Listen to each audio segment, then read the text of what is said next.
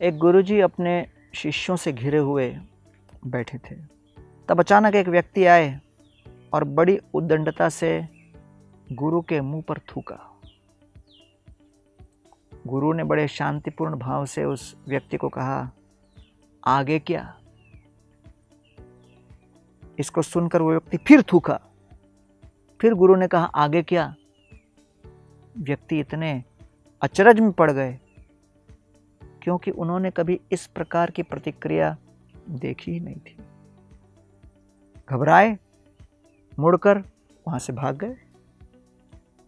सारे शिष्य गुरु को देखकर कहते हैं, इस व्यक्ति ने आपके साथ उद्दंडता की, दुर्व्यवहार किया, इसको हम सबक सिखाएंगे, दंड देंगे, आप अनुमति दीजिए।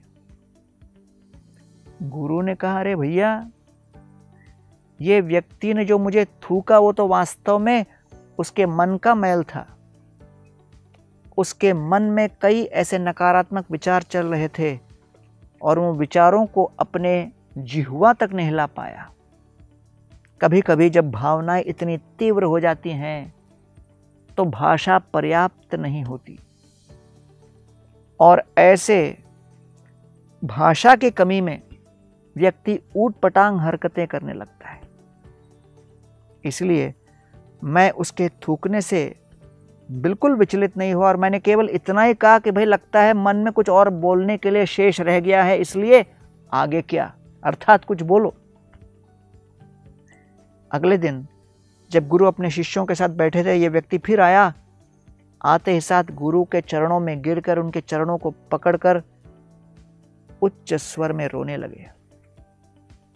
उस रोने की ध्वनि को सुनकर गुरु फिर उनको उठाए, आलिंगन किया और कहा, आगे क्या? इसको सुनकर वो व्यक्ति और जोर जोर से रोने लगे।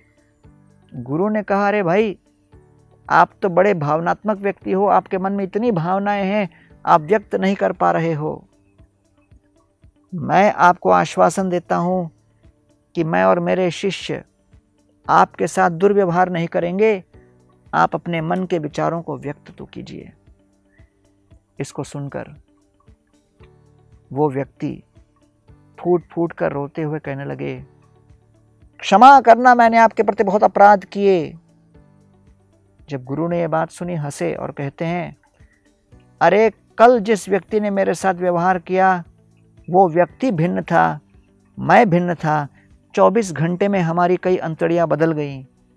आप और मैं दोनों भिन्न हो गए, केवल हमारी आत्मा नहीं बदली और आत्मा तो अपराध से परे है।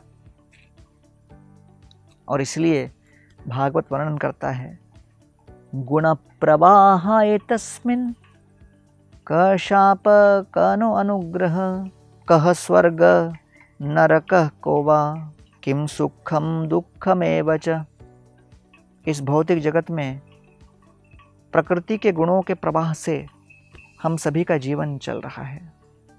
सुख क्या है, दुख क्या है, स्वर्ग क्या है, नरक क्या है, इन सब द्वंद्वों से परे होकर हमें आध्यात्मिक स्थिति में स्थित होना आवश्यक है।